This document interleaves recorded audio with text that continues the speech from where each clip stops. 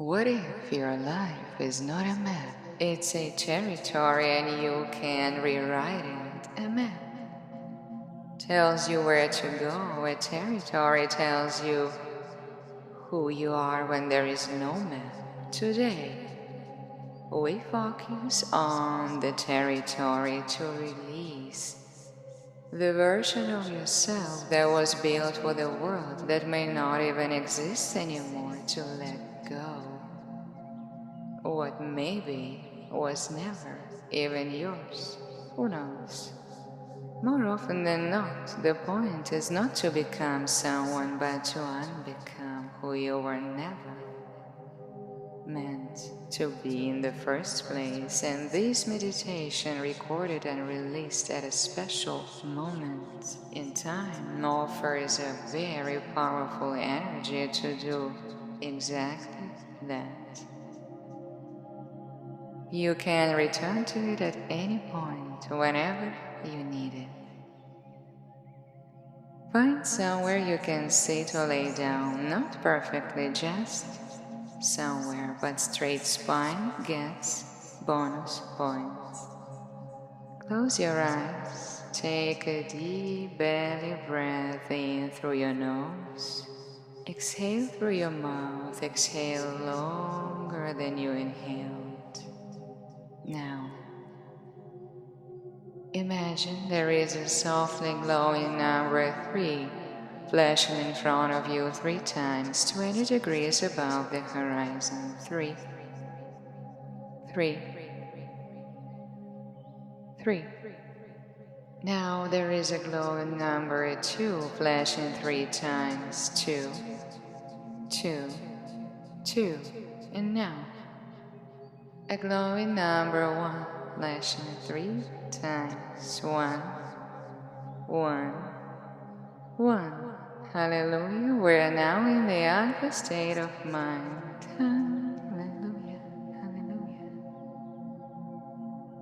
Now let's go back in time. We are in France in 1888. One day, a man who you all know died without dying.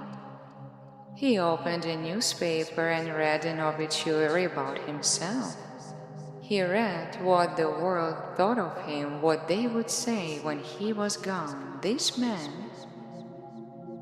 had built his business empire from explosives, owned roughly 100 factories producing weapons worldwide. The article called him Merchant of Death. The newspaper had made a mistake. In reality, it was his brother who was dead, and he read it all, and he didn't like it. And 7 years later, he signed a document that redirected almost his entire fortune for peace, for science, for human advancement. Whether the article is exactly what changed him, we can't know for certain, but something shifted. And today, when we think about Alfred Nobel, we don't think about weapons, we think about the Nobel Prize. Same person, different territory. Most of us don't get to read our obituary while we're still alive. We just keep going, following the map. Just doing without questioning. Scientists Daisy and Ryan spent decades studying why do we do what we do. Self-determination theory tells us that motivation is not all the same.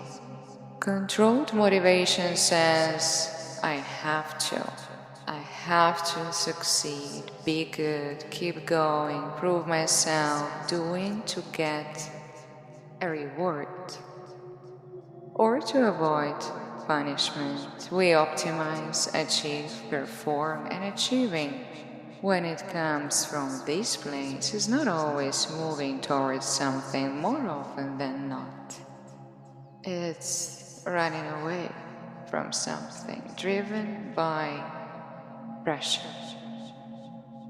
Autonomous motivation sounds different. Instead of I have to, I choose to, because something inside moves toward the goal with a full sense of willingness and doesn't prove anything, just undeniably yours, driven by values. From the outside, these two can look exactly the same, and most of us know the difference in our bodies. We know which one is autonomous and feels like freedom.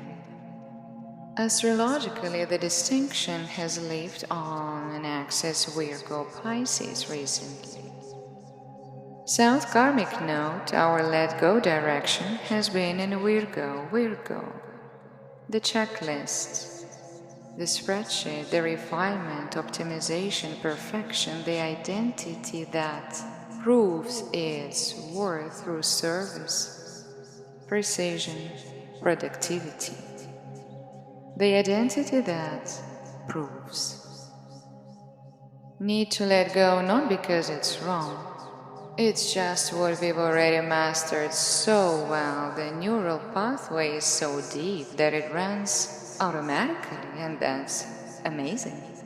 And the North Karmic Node, a new skill to unlock. In Pisces, dissolve, forgive, let go, surrender, believe, and you shall see the vast ocean. Unconditional love, not asking you to produce, instead inviting you to belong, to accept what cannot be optimized, to trust the feeling. And it could have felt that something cannot continue the way it had been anymore, but it's not really clear how it would be yet. Sometimes letting go is a choice you make deliberately, like Alfred Nobel rewriting the territory, and sometimes it takes something or someone.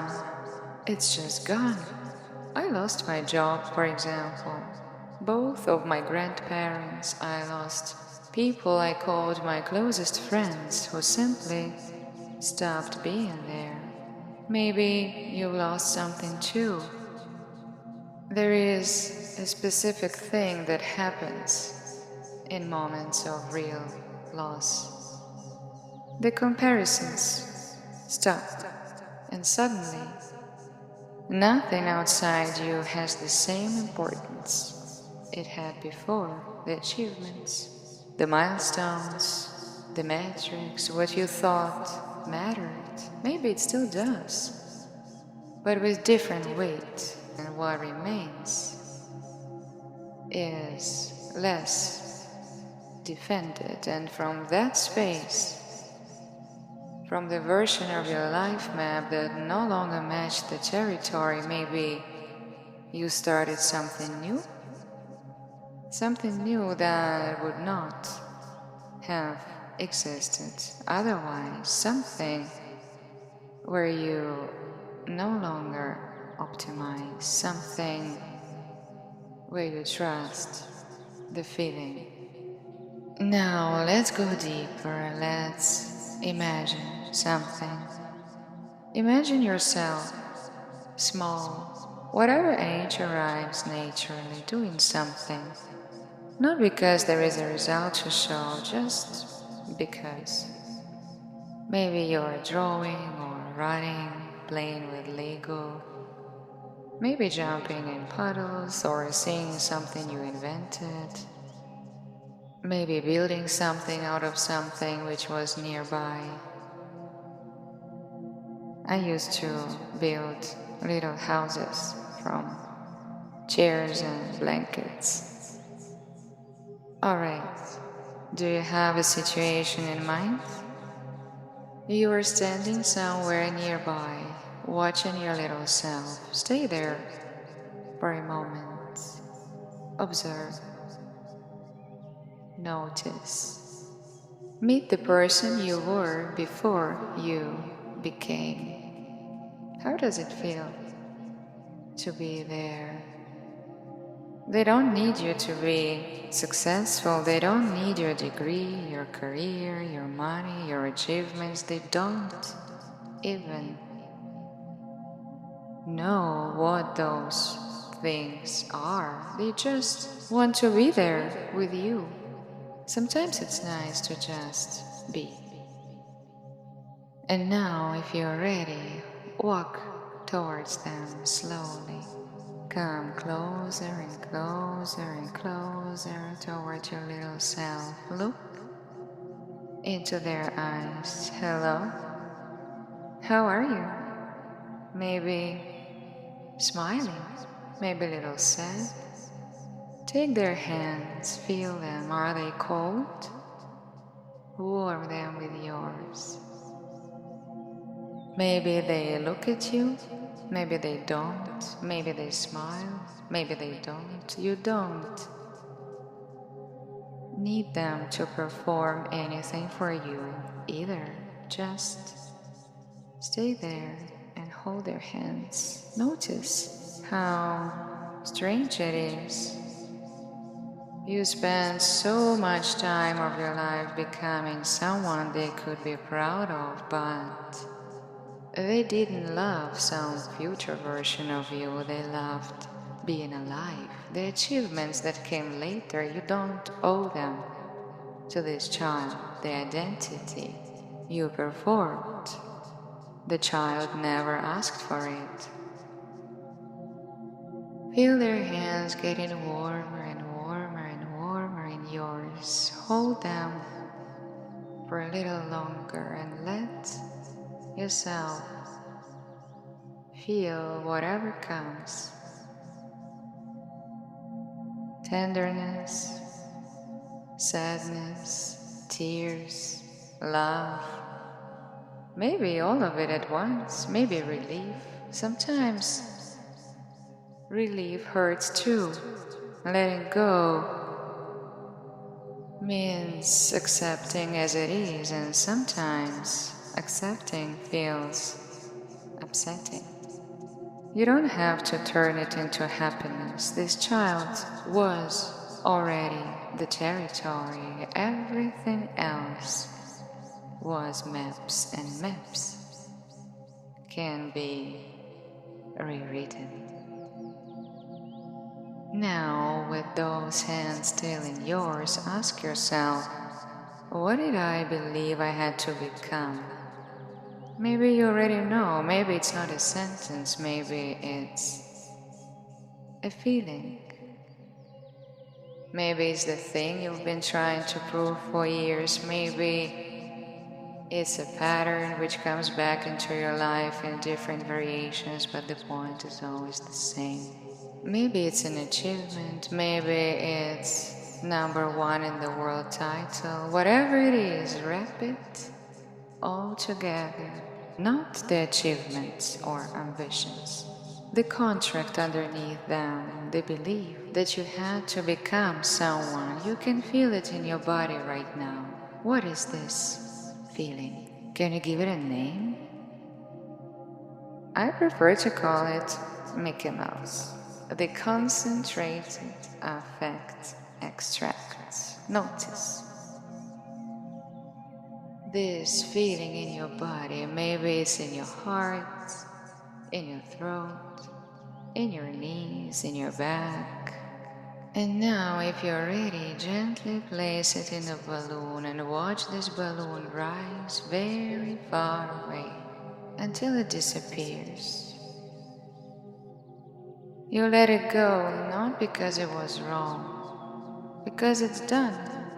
Let it go, let it go, let it go. Because you, like Alfred Nobel, can decide what your name means now, because your self-determination is driven by autonomous motivation, and that is, you choose to, you don't have to. because your actions come from your values with a full sense of willingness and freedom, the felt sense that you can handle life, and your life is not a map. It's a territory, and you can always rewrite it. And you can feel it. The question is, can you trust what you feel more than what you can prove? Science has been studying this for decades. It's a fact that comes first. So here we are, hugging and becoming unconditionally loving it from this place. We are ready to count to 5 to open our eyes and to just be 1, 2, 3, 4, 5.